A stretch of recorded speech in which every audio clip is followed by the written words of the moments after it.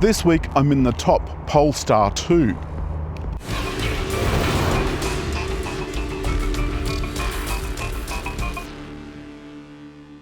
Now, it might seem like we've done Polestar 2 to death.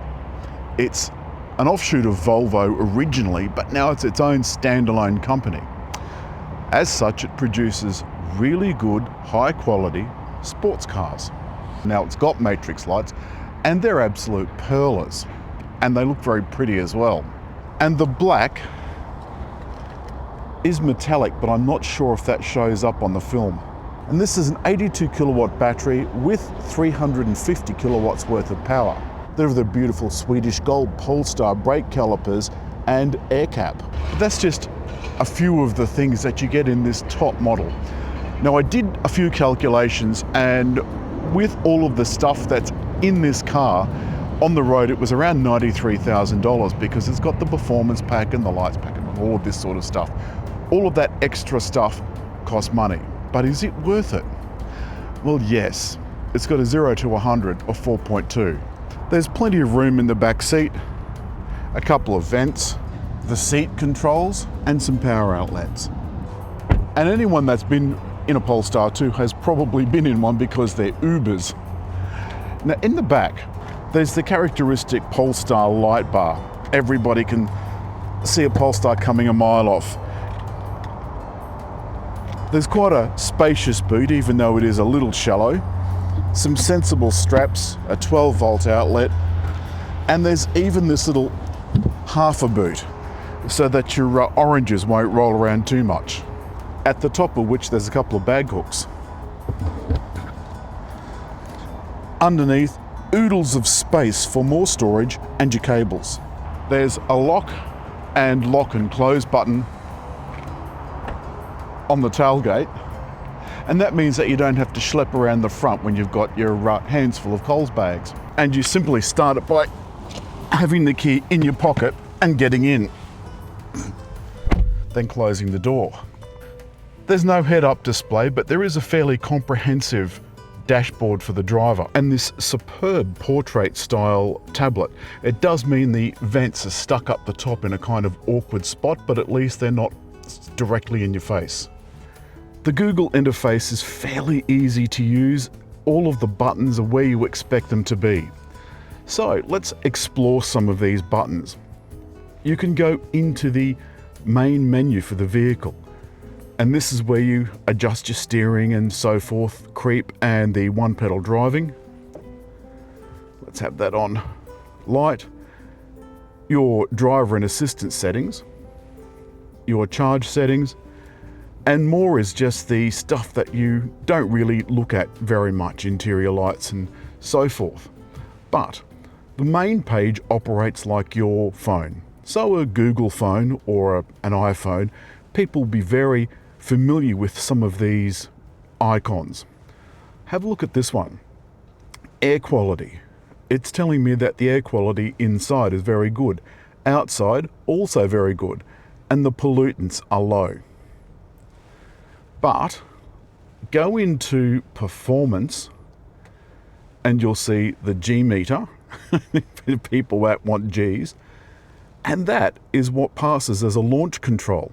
A launch control in an EV. Oh my God. Overhead there's a glass roof that doesn't have a cover, unfortunately. In there you'll just see, or you might see, that there's a Polestar insignia being projected up onto the roof from this little buttress. And the console is so crisp and clean. There's just the Polestar gear selector, park, because this doesn't have an on button, the audio controls, hazard flasher, and the demisters. The lighting controls, they couldn't be easier. Zip it right up for automatic, and you'll see up here an automatic light appears, and that means the matrix lights are doing their thing. On the other side, even though they're not marked, these are controls for audio and phone and so forth, including voice. This is a little bit trickier. This is a multi-purpose button for things like cruise control and so forth. And that's also the smart steering button. So unfortunately, it's a little difficult to show you, but I've put it in gear And these symbols along the bottom are the ones for cruise control and smart steering. The fabric and fittings, beautiful quality, some of it's recycled. The leather is sensibly tanned, which means it's not using harmful things like, I think it's chrome, etc. Not the best if you're trying to be kind to the planet and polar bears and so forth. I've signed into all my Google accounts, and this car is now an extension of my Google account. So for example, I can say, hey Google, turn on lights. All right, turning 2 lights on. That's my home automation, so it's turned on 2 lights at home. Hey Google, turn lights off. Sure, turning 2 lights off. You'll notice one of the updates here was YouTube. There's inbuilt apps, just like there is on your phone. There's tons of space here, including a spot for a very large coffee. Just going to put that there. Now, once you're sitting in the car and you've got the key in your pocket, it just starts. All you do is sit in the seat and put it in gear. Once you've done that, you can look at the frameless mirrors outside and make sure it's safe to take off, and off you go. Some of the things that we haven't looked at relate to things like audio and so forth. The audio system in this is absolutely sensational. Hey Google, air conditioning 19 degrees. All right, changing the AC to 19 degrees. This works far better than almost any of the other systems. Now you'll see that I set the one pedal driving to standard, and in a Polestar that's very aggressive. It will take you right down to 0. I'll show you that in a minute. The handling is, this is one of the best handling cars I've ever driven. And that's a big call. I mean, supercars notwithstanding. Now, launch control, launch. Okay, I'm now ready. The car's squatted down. And you can see that it took off really quickly. So it feels very strange. You put your foot on the brake and the car squats down, but it's not trying to take off. It's absolutely astounding. And it feels kind of like your face is being peeled off.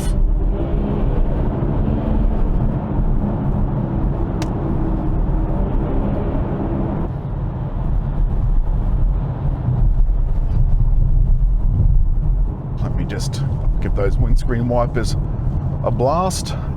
The water for the windscreen wipers is actually in the wiper arm itself. I'm going to activate the cruise control, which is now active.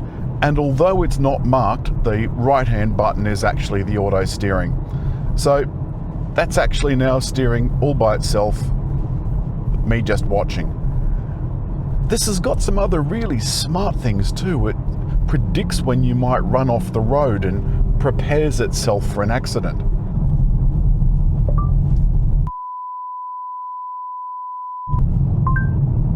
Sure, I'm setting your destination to...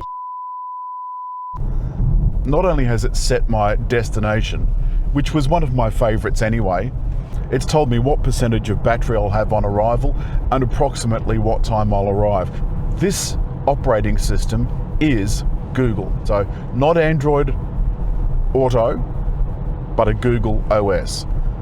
The one thing that you'll notice is with the performance pack comes performance suspension, so that makes it quite firm. The ride is quite firm, and in some of the Ubers, you'll notice that the ride was pretty damned uncomfortable. And Polestar told me that that's because a lot of the operators were not using the correct tyres. So this does have speed sign recognition, but it's wrong. It's the problem I've got with speed sign recognition is in almost all brands, it is wrong much of the time. When I was speaking to my Polestar representative the other day, I asked her why someone would buy a Polestar over a Volvo, and she said that at least as it stands at the moment, Polestar is still the performance brand of the Geely group. So it's taken me right down to stop. If you want to put the brake on, the brake hold, you do have to actually put your foot on the foot brake. Then we come to range. The range I noticed in the spec sheet and on the website is 500 and something. When I picked this up, it was 430. In order to give you an idea of how often you have to charge the car, I've done, as I always say every week, I've used this car the way you would use it. I've been to the outskirts of the city, to Pie in the Sky, to get a coffee and a pie. I've done my weekly shopping, picked up a few friends, dropped off a few friends, used the small boot area for my Coles bags and Woolworths bags. We don't want to play favourites. And I've still got 280 kilometres left. I loved Polestar when it came out, and there's some new Polestars coming out in the near future. And the advantage they'll have over this one is not an EV platform. It is an EV, but it's not on an EV only platform. And that means there's a big hump in the floor where the oily bits for an ICE car would go. This is one of my favourite cars.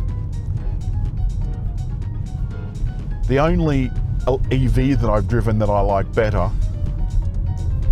is the Audi GT e-tron RS, and that costs 3 times as much. That's all this week from Polestar 2. The top performance model, I think, is the bee's knees. I would have one of these in a flash. But as always, hit like, leave a comment, and just over there to subscribe.